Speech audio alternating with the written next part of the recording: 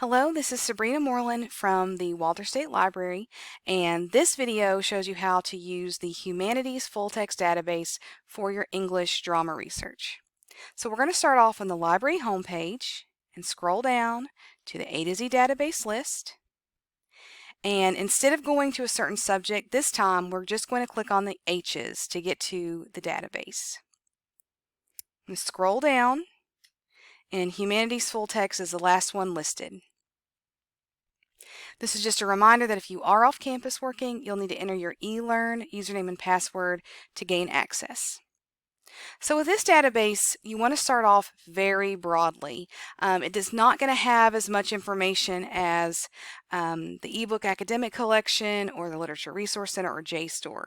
But if you are struggling to find sources or you just want extra information just to see what's out there, then this is a good database to use. So I'm going to continue with my example of Henrik Ibsen's A Doll's House. And I'm going to type in my playwright's name in this first box and hit search. And you'll see I only get about 99 results, so you're probably not going to be overwhelmed with results. But you can scroll down and see that there are different types of information. We really want to stick with the academic journals unless your instructor specifies otherwise. So you could click on the little box next to academic journals to weed out the other types of information, or you can just be mindful as you scroll through as to the type of source you're looking at. You can also expand the subjects and see if there are other terms that you could plug into the search boxes at the top of the screen. Because I'm taking a feminist approach to this play, I'm going to type in women or women's role as a way of narrowing my results a little bit. So I'm going to hit search, and now I only get 15 results. That really narrowed it down quite a bit.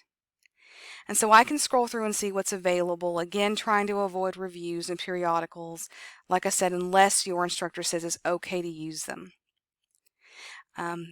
Whenever you're doing research for literary criticism, a lot of times the title or the information you're seeing in your results doesn't seem relevant. It seems very broad, but that's okay.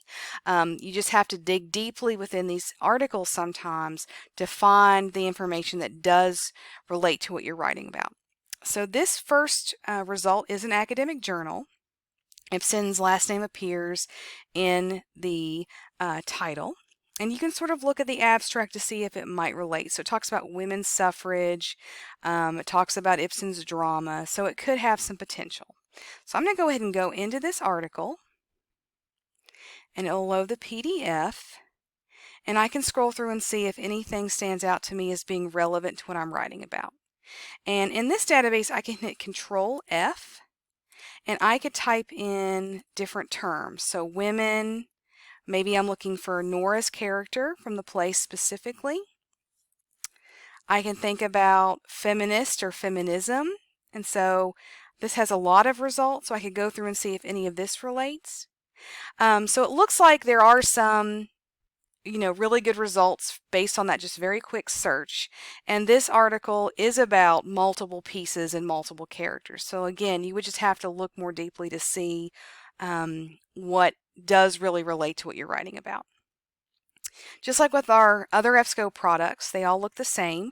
You can download, you can print, you can email, or you can use the permalink to save your document. So you want to do one of those things if this is a piece that you want to keep and refer to in the future. And there's also the citation tool, so you can click on Cite, and our options for different citation styles pop up. You will scroll down to MLA, and you can copy and paste this into your works cited page, remembering that you need to double check to make sure it's written properly. So you'll want to refer to some sort of MLA style guide for that. But that is how you use the Humanities full text database.